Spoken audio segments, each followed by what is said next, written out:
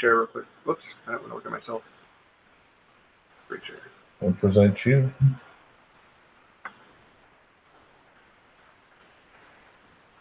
Okay, so let's see.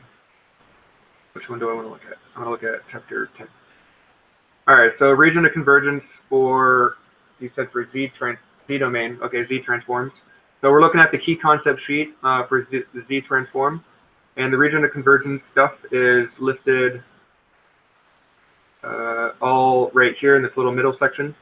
So of any signal, you can have three types of signal types, I guess. You can have a finite duration signal. Well, I guess there's four listed here. But anyways, there's left-sided, right-sided, and two-sided. Those are the same analogs that we saw in the Laplace domain. And then a finite duration signal is just the entire Z-plane except for Z equals 0 and 0 equals infinity. So what a region of convergence tells you is it tells you if this system is physically realizable. So physically realizable systems are things we can build with hardware in real life. And for them to be able to be built in real life, at least analog, they have to be causal and they have to be what's that other one? Stable, causal and stable.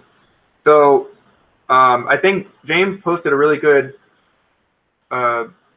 tips and tricks for week 7 that kind of dumb it down a little bit. But the gist of it is for causal systems, your region of convergence is the exterior of the circle outside the outermost pole. And then just the second thing is the order of the numerator cannot be greater than the order of the denominator. But that's how you figure out your poles, so that's where that comes from. It's better explained in pictures. So let me see if I can find, whoops, that's not the one I wanted. Here it is. So these are my notes for when we do the other video, the pre-recorded video, where we go through every problem step by step for the final practice review. See if I can find a picture. These are Laplace questions. More Laplace. All right, here's the first question I see for the Z transform, or these are some Z transform pictures. But yeah, when you plot this, when you plot a graph in the Z transform, you figure out your zeros denoted by the little circles and your poles denoted by the little x's, and you plot them wherever the algebra said they were. And then you draw a circle at unity, which is radius 1. And if you're right-sided, you shade everything on the outside of that circle. And that means that your system is causal. Let me read that chapter 10 thing again. If it includes the unit circle, it's stable. And it also means that there's a Fourier transform available for it. Yeah. So yeah, stability is you have a region of convergence that is on the unit circle, where causal is you shade the area exterior of that unit circle. So back to this little example. Oops. Here I've shaded the exterior for this signal. This particular signal is, well, it's listed in part A, so it's this signal. But yeah, so anyways, this particular graph shows us something that's right-sided, and thus it's causal. Yeah, causal.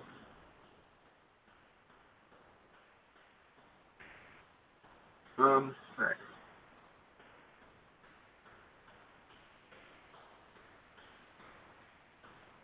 All right, so cool. Lee says he's going to watch the video later, and that video is a lot better than what we're going to be doing now. And the zeros and poles behave the same as they did in the S-plane previously. Basically, yeah, the zeros and poles behave roughly, it's basically an exact analog of the Laplace domain, or what you're referring to as the S-plane. Yeah. So just polar versus rectangular. Yeah, exactly. Rectangular versus polar. So the Laplace domain, we're looking at continuous time signals, and we plot things in rectangular form. There are complex numbers plotted in rectangular form. So you have a plus IB form of any coordinate in that plane. Where the Laplace domain is used for discrete time signals, but you plot in polar form, where the form is magnitude e to the j theta, where theta is the phase, and your coefficient in front of the e is the magnitude. And that's usually used for digital systems or discrete time systems. So I actually wrote this cool little thing, and this is the very first part that I start talking about in the pre-recorded video session. So when you watch that other video later, I'm going to go over this again, but I might as well go over it now just to kind of drive in the point. But this kind of goes over the major concepts of the course in Signals and Systems 1. So in the beginning half of the semester, we learned about Fourier series and Fourier transforms. And I want to say that these were historically developed first. Before to just recap what they're used for and the purposes, the Fourier series is for steady state frequency analysis of periodic signals in either continuous time or discrete time. So basically, they tell you where your tones are on a spec A plot, if you've ever used a spec A, a spectrum analyzer. Fourier transform does that a little bit more robustly because it can now do it for both periodic signals and aperiodic signals or non-periodic signals. So the Fourier transform does exactly what the Fourier series does, where you approximate the period of any given signal out to infinity. So if you had a periodic signal, but its period was infinity, well, that's what the Fourier series, you would apply the Fourier series to it, but it becomes the Fourier transform if your period is infinity. But anyways, the steady state frequency analysis of an aperiodic signal in both continuous and discrete time. Now the Laplace transform, that steps things up a notch. The Laplace transform is a more complete transform in that the Fourier transform is a special case of the Laplace transform, mathematically speaking. But what we use the Laplace transform for in practice is it is a full or a complete description of signals and systems to include both the transients and the steady state. Whereas the Fourier transform and the Fourier series are for steady state, meaning after a system has stabilized. The Laplace transform can help us determine those portions where the system is not in steady state, where when you first turn on the system and it wiggles down to its equilibrium. You want to know what that wiggle does, if that makes sense. Or when you're looking at digital signals and you need to determine the rise time and the fall time of a given pulse, or the transition time from high to low or low to high, which is on your output versus your input. Anyways, those things can be fully described by a Laplace transform. Now the Laplace transform is for continuous time. This is a real analog version, and you would build an analog system to implement the Laplace transform. But if you don't want to mess with an analog system and you want to stick with a digital system because they're generally easier to work with and easier to build, although they have some cons or some downfalls, you would then work with the Z transform. Now the Z transform is the exact same thing as the Laplace transform, but it's for discrete time. Does that help sum things up better for what this course does? Sweet. Yeah, I really like little kind of cheat sheets, conceptual cheat sheets like this to help give perspective to things. It gets pretty easy to get lost in the weeds when you're solving problems, getting lost with the actual math of it. But that's referred to as engineer's toolbox instead of cheat sheets. Yeah, yeah. I don't remember who said that.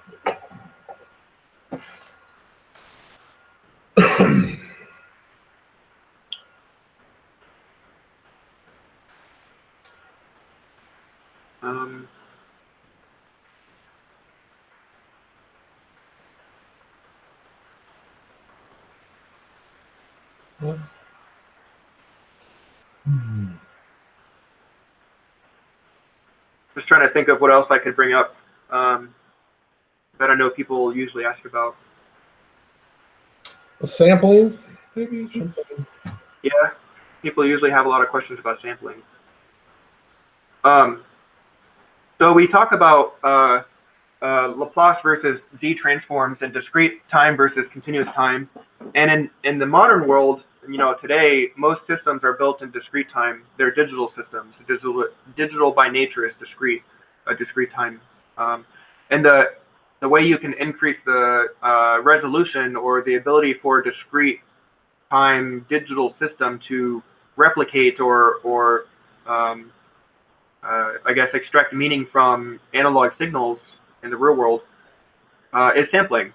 And that's why we learn about sampling in this course. The sampling theorem tells us that for us to be able to reconstruct a signal perfectly, we have to sample at twice the frequency of whatever signal you're trying to sample. So if you don't sample correctly, if you're sampling at a rate lower than this, you get what's called aliasing. And so let me just pull up some cool little pictures of aliasing. And pull this over to this monitor. Let's see, I'll look at images. So this is a cool picture of aliasing. So, and this is pretty abstract because this is like a two-dimensional plane of pixels, I guess. And you can see this might be what we're trying to sample, a bunch of curves going down like this. If you're not sampling properly, you get these other.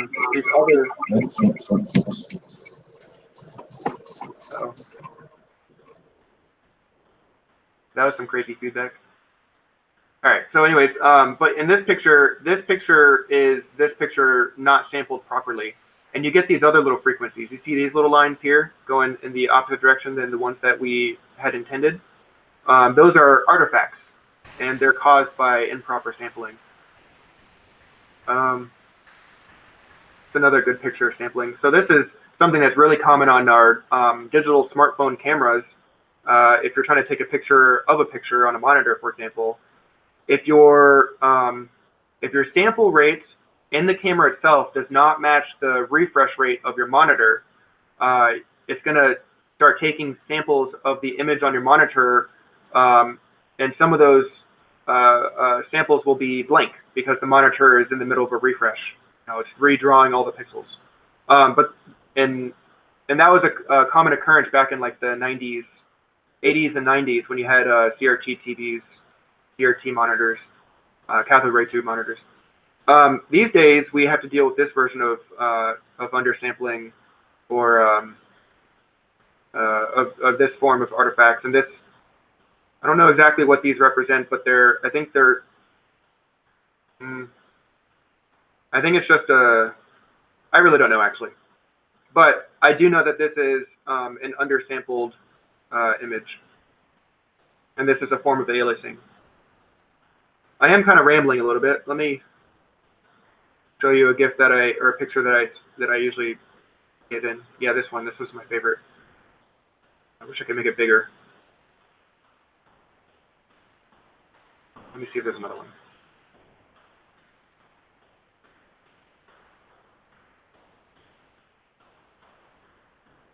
I'll just stick with this one. So, let's see. Can you go to the page with it on it? Oh, it's Wikipedia. Yep, that works. Oh, and I can actually, okay. So anyways, let's say we have, let me digest this for a second. So let's say this blue line or this teal line is a signal of interest. Maybe it's a temperature or just a local oscillator and some kind of analog receiver or something, I don't know. But it's a signal of interest. And we want to recreate it as a digital rendering or digital recreation, I guess. In other words, this is going to become, we're going to take samples of this at varying intervals and keep the amplitudes for each sample in an array or like a matrix. In computer science, we call them arrays, but they're really just matrices. But anyways, let's say I undersample. Let's say I take a sample only once a second, and that's what this plot's doing. So 1 second, at 0 seconds I take a sample, at 1 second I take a sample, at 2 seconds I take a sample, so on and so forth. 1 second I'm taking a sample. Now, this frequency, the signal that we want, has a frequency that's, or a pulse width that's shorter than 1 second. So we're not going to be able to accurately recreate this. So when we return all of our recorded samples, their amplitudes in our array in our computer's memory, when we go to recreate that signal by basically drawing a line between each data point, we create this low frequency signal. And this is not accurate because clearly our signal is much higher frequency. So that is aliasing. In other words, our sample rate is too low, and we have there's more than one signal that can redraw these data points. So anyways, to fix this, we just sample at a higher rate. So let's say I had sampled at maybe every 10th of a second, I would return a data point here, and a data point here, and a data point here, and a data point here. And then we can accurately see that this is a sine wave at this higher frequency. So that's sampling in a nutshell.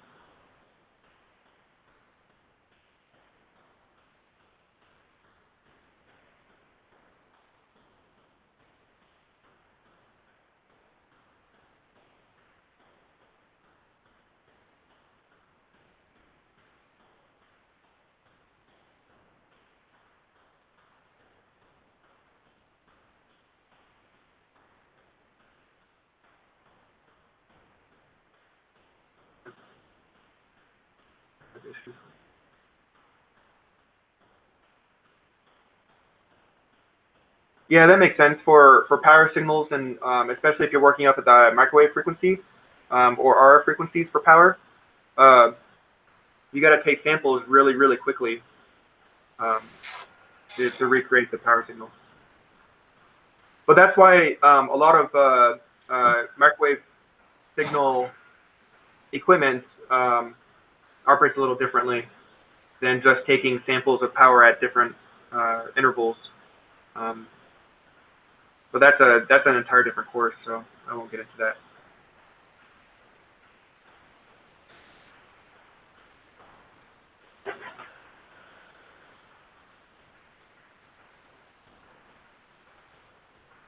I think something I realized recently was WM is the highest frequency in the entire signal, not omega naught. It's you got to go with the high, and that's I think caused me issues on. Yeah, that's exactly right.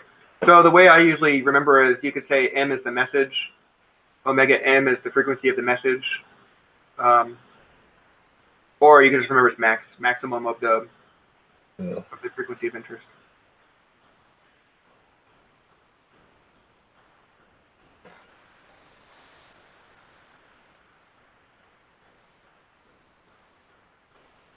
Or sampling needs to be twice the maximum frequency of the message. You could always go higher than twice. You could oversample, and that will be perfectly fine too. You know, for sound engineers and people that work in like actual applications of this, oversampling can become a problem because if you're oversampling, you're collecting more data than is strictly necessary.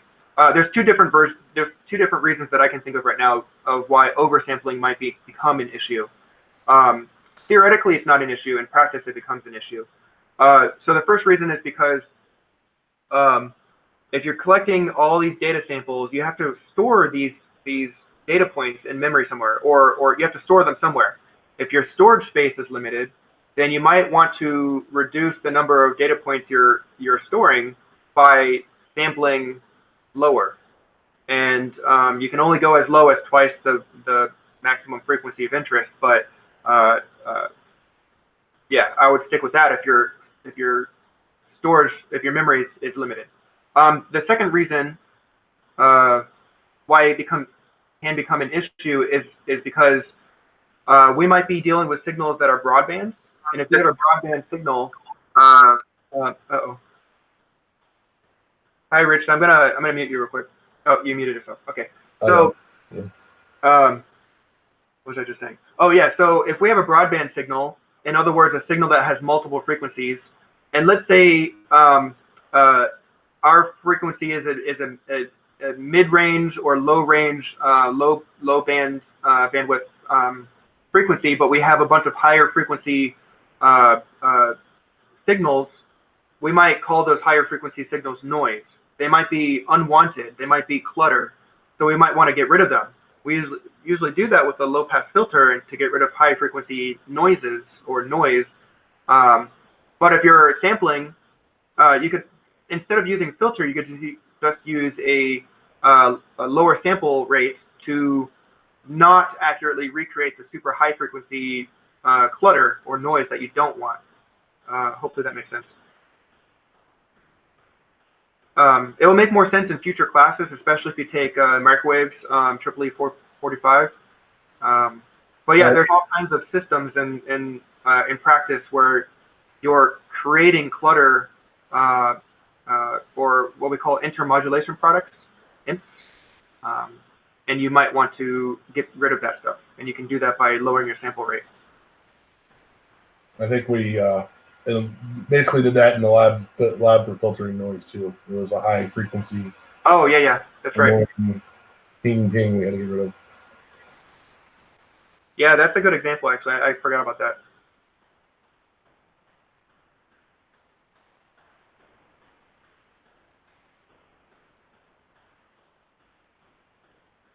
Oh, and I guess one cool thing about sampling is this phrase here, that impulse train sampling.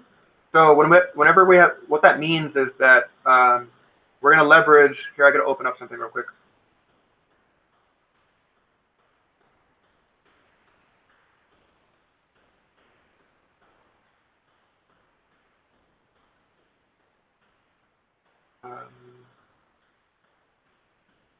Yeah, we're going to leverage this property where, okay, so impulse train sampling. Whenever you build a system to sample something, basically you're capturing the amplitude at one precise moment in time. And the way you mathematically represent that is by basically multiplying your signal with a impulse, a Dirac delta function at a given point in time. And that's why we call this impulse train sampling, because what that does, you have some signal of interest times a Dirac delta pulse, or not pulse, impulse, and that allows you to leverage this property, sampling property with the Dirac delta function, where your signal of interest multiplied by a Dirac delta returns that signal at that point in time. That's what that 0 means, because this Dirac delta was centered at 0. But this one illustrates it a little bit better. Let's say I have a signal of interest and I want to take a sample at 2 seconds. I would just put 2 in this T0, and that means that you return your signal of interest at that point in time at 2 seconds. And so this property is very useful mathematically to represent something mathematically, but in practice, that's what this impulse train is. So an impulse train is where we have a bunch of Dirac deltas at a regular interval, where you're taking samples maybe every 1 second. So at 0 seconds, 1 second, 2 seconds, 3 seconds, 4 seconds, you're returning an amplitude of a signal at those points in times. Hopefully that makes sense.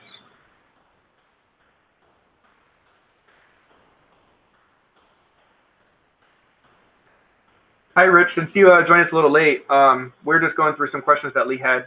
But we'll give you the floor now, give you an opportunity to ask some questions of your own. Yeah, so I mean, I'm just in the, yeah, thanks for you guys, by the way, thanks for doing these. These are great. So I'm just in the middle of actually finishing up the work for chapter 7. So I haven't, I'm sorry, for week 7. So I haven't really gotten to studying yet. But one of the things that I kind of wanted to clarify was, I think in the syllabus, it indicated that this exam is cumulative, but she indicated, I think in a message earlier this week, it kind of implied that it might just be the information since the midterm. Can you clarify that? It is, yeah. I mean, but it is cumulative in the sense that you have to know how to do convolution. You have to know how to do, because I mean, so most of the questions will be, it's focused primarily on stuff from the last that we've been doing since the midterm. So it's just cumulative in the sense that, well, in order to do the material from, say, week 5, you need to know how to do the material from week 4, which means you have to know how to do the material from week 3, and etc. Yeah. Yeah. But as far as like in terms of like if for focusing on studying on this, would you say that using the practice final exam just kind of by itself would be probably good enough, or should also be looking at that practice midterm too? I would say the practice final is good enough. In addition to, let's say, the quizzes Right. and the homework from week 5, or week 4, 5, and 6, and 7. Got it. Okay. Well, You said it's accurate, Woody? Yeah, I would say that's accurate. Anything that you're going to be using from prior to the midterm will show up in questions after, from the second half of the course. right. Yeah. Just because they build off of each other. Yeah. Exactly. Yeah. Got it. Okay. So especially week 1 and week 2 concepts. Week 1 is just basically introducing us to how do we notate these concepts on paper. What's the notation? So you're obviously going to need that. You're going to need to know the difference between a unit step and a direct delta. Those get used throughout the entire course. You want to know the concepts between energy and power, but honestly, I don't think you're going to see a whole lot of those types of questions on the final. You want to understand geometric series for sure. Sure. Because that will pop up in a lot of questions dealing with Laplace and Z transforms and whatever else. So, but yeah, James is right. I think it's okay to just stick to the final exam review, because that'll cover everything. Got it. Okay. Cool. Thank you.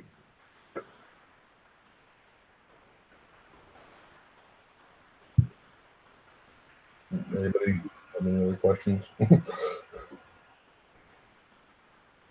Questions about so far?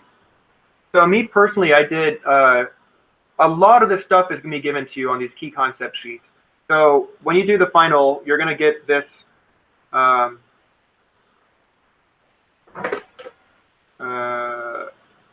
final review all. You're going to get this document. It's going to be a link that you click and open as a PDF, and it's basically every single week's key concept sheet. So you can see all these tabs that I have up here. These are every week's key concept sheets, and you can almost exclusively use these and not even have a cheat sheet. But obviously, don't take that as gospel. Make your cheat sheet, but I would stick your cheat sheet chock full of examples and worked out problems rather than definitions and equations. If that makes sense, because you're going to be given definitions and equations during. I don't think we're given the concept sheet. We're just given the tables. Let me pop into the course real quick and look at. So I have a second monitor, so you guys won't be able to see it, which is how it should be, or how it's supposed to be, so I can keep my job. But let me pop in there real quick, and I'll look at the final and see what's actually given during the final. Honestly, they're kind of hard to switch back and forth between in there anyway, so I think it's better to just write them out yourself. Also, there's some things just writing it out I think is helpful anyway. But yeah the whole group. Cheat sheets I've made, but that information is in my head, and I don't look at it during the test. Right. Yeah. I find when I make a cheat sheet, I don't even use it because it's just it's already kind of like at the head in front of your mind. Plus, this whole like Rube Goldberg setup with like the RP now, whatever. Like, I'm scared. I'm scared to click on anything. Oh, yeah. Okay, it looks like James is right. It's just tables. So you're given I think these are all from the textbook. So table 5.3, summary of Fourier series and Fourier. Let me just pull it over here and I'll just show you what you're given. These are not the test questions themselves, obviously. This is just what you're given during the exam. So you're given basically a bunch of tables, your properties tables from all 4 concepts, Fourier series, Fourier transforms, Fourier domain, Fourier series, Fourier transforms, Laplace transforms, and Z transforms. So you're given property tables and then transform pairs, properties, transform pairs, so on and so forth. So it's just tables. So James was right.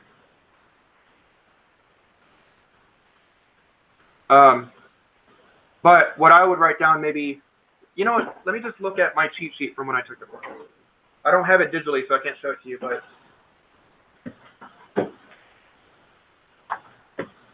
I keep all my cheat sheets from every course in a little folder.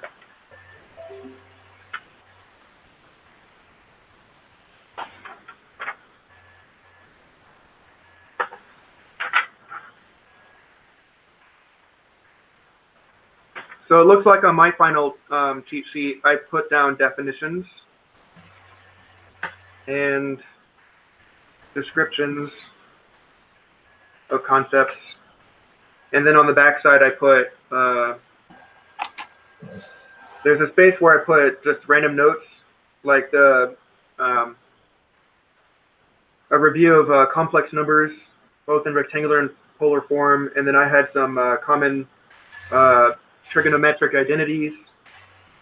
And I had some, where is it?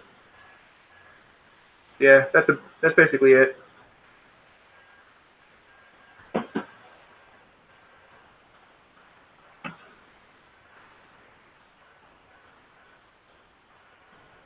Tables for 4, 5, and 9. I think you chapter 3 too, but I'm not sure. Exam question. Copy tables.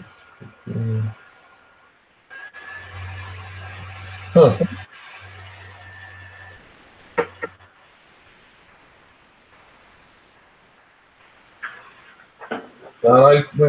When you do it out of RP now, it downloads it as a PDF, but I think when you do it in RP now, it opens it as a separate tab.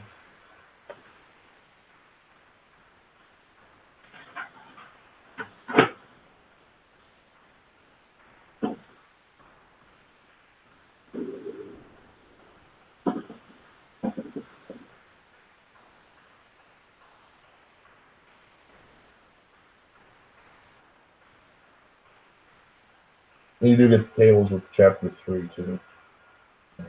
Table 3-1. That's 3. Lee, I would just go, if you have room, I would write down trig identities anyways. I think the double angle identity is the most important one, if I remember. At least that's the one I had in mind, my cheat sheet.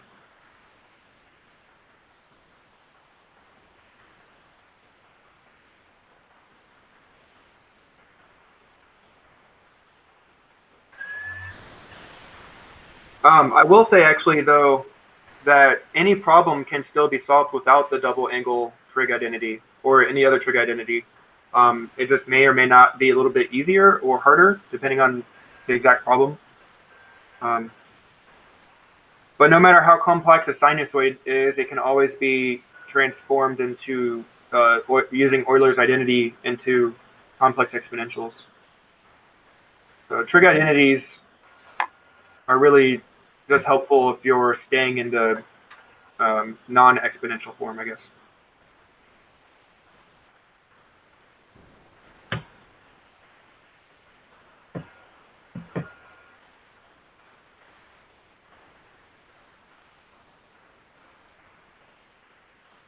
On the YouTube, our more physics exam only covering info from the second half of the course. Syllabus. Yeah, that was me earlier. I wasn't on the Hangout. I was just in the YouTube. Oh, sorry. Yeah. Yeah, we give the Hangout out to the Piazza because it's YouTube's got a lag to it. It's really right.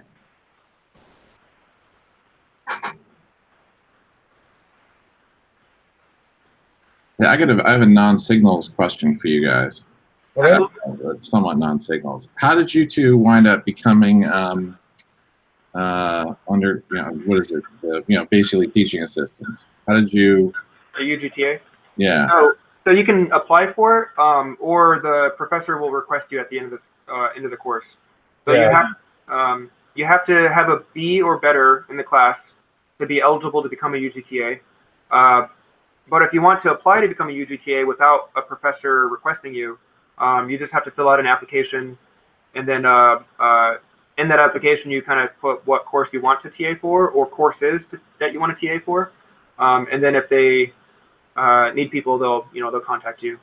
Yeah, I've seen that email. In fact, I think it just went out recently. But this is the first course I've taken that has had undergraduate teaching assistants. Is that and I've taken, I don't know, I mean, a bunch of courses at this point, but is that normal, or do they kind of only for like the 200 courses up or something? Or every course that I've taken had TA, so I really, yeah. 241 didn't for me, and that was you notice them without the TAs, and I mean they just like professors, there's different quality of TAs too. I don't think don't have many TAs that hold these review sessions like we do, but the other option they have UGTAs, and then they have section leaders, and sometimes if you don't get requested by the professor right away, you start off as a section leader for ASU 101, right? Which is what it is. Yeah, for 241, it would have been, I think, useful. Actually, I think it would be useful to have for a lot of courses, but this is the first one I've run into with it. All my circuits classes, like circuits 2 and circuits 3, have all had an army of TAs, really. Yeah, we had a bunch of TAs in my circuits 2 class. Yeah, well, I guess I took most of my, like the first half of stuff. I did a lot of my like local community college. So yeah, that's that's why they don't do. So I've done like maybe like a half a dozen classes at ASU at this point. It's like I don't know. I think this is like maybe like my 6th course here at ASU, something like that. Okay. It depends on the course too. The smaller the class size, like when you get up to senior level classes, I think the fewer TAs you'll see. Yeah, because the professor might make the choice to just do it himself or herself. Yeah. Also, it depends on funding too. So if ASU has less funding the next year or the next semester than the previous, they might have fewer TAs because TAs get a stipend. It's a $500 per session or $1,000 per semester stipend. And if they don't have as much money, they're going to pay fewer user TAs. Right. So they typically don't have TAs over the summer because there's fewer students and fewer courses being taken, I guess. And so they don't have as many. Right. You get lucky if you're a TA during the summer, from what I hear. I was TA last summer. It was a lot easier than it is now because there's a bunch of other stuff like homework and things involved with being a TA that kind of. I mean, it's just extra work. You're just like, I need extra work. Yeah. It does add value to the class. I understand what you're doing. No, definitely. I would say if you're thinking about becoming a TA, definitely do it. It's fun. They say the best way to learn is to teach. I think that's definitely true. I have a better understanding of signals and systems than I did when I took the course, for sure, just because I had to research a little bit more when students had questions that I didn't know off the top of my head and stuff. Yeah, no, I mean, that would be my motivation to do it, is to pick something that I did pretty well in, but either enjoyed or would like to, just be better at. So. Yeah.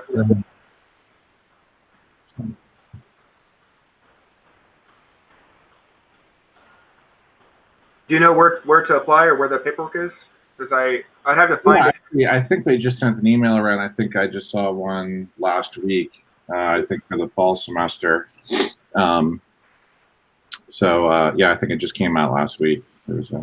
Yeah, the applications only cover fall and spring. Right. Weird. Yeah. But the way I ended up doing summer last summer was Dr. Wang sent me an email and I responded as well. And I kind of enjoy it, but I'm taking a little break over this summer, but then I'll be back the fall. All right.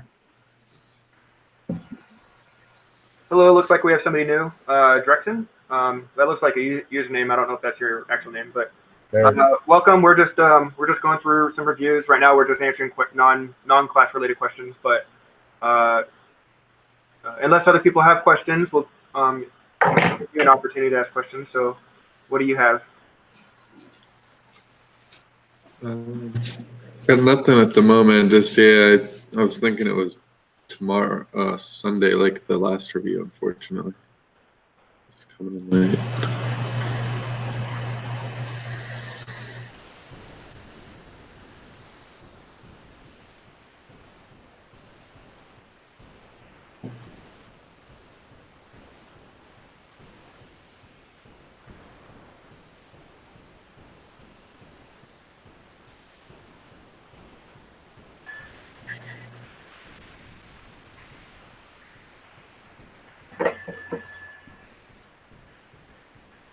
Let's see. I guess so.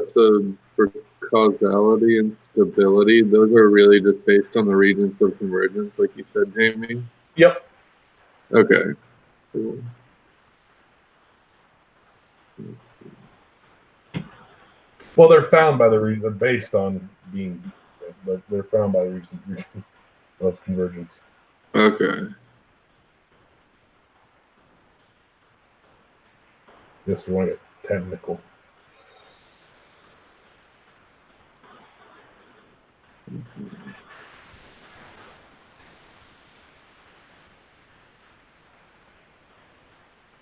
The region of convergences and like Z transforms are more polar than whereas Laplace are rectangular. We talked about that a bit earlier in the video, Okay. but that video's up on YouTube. So Cool. Okay.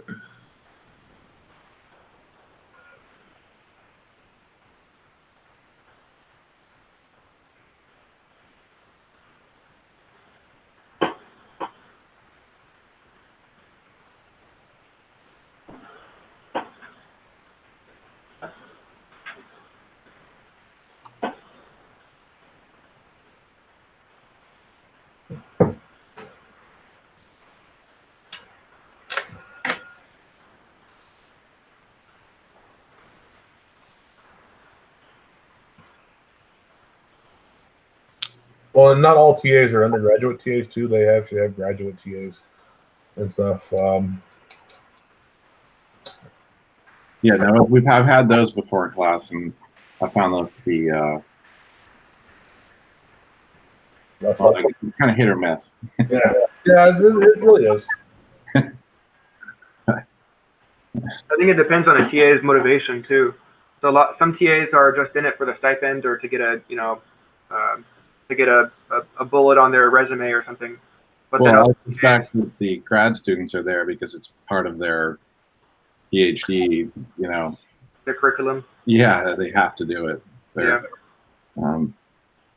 It's funny. You can look at stats on Piazza and you can tell, like our average response time is 15 minutes. But then I look at another class I have, and the average response time is an hour and a half, which is really, really horrible when you consider all of, you see the back and forth sometimes, and you're like, oh, wow. Those count towards, getting shorter response times. But then, yeah, I mean, I think for 241, it would have been super useful because I thought our instructor was very good, but he was, he was like, regular work and stiff. So he was, at work 9 to 5, whatever. Formicone? Yeah, Formicone, yeah.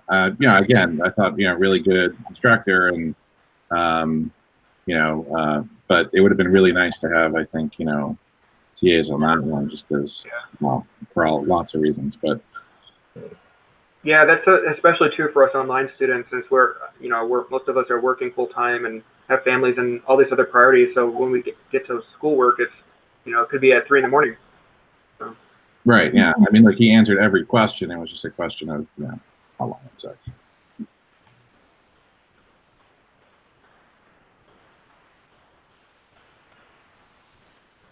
Well, guys, I think I'm going to drop off. But again, thank you for doing these. I appreciate it. I know others do as well. So thank you.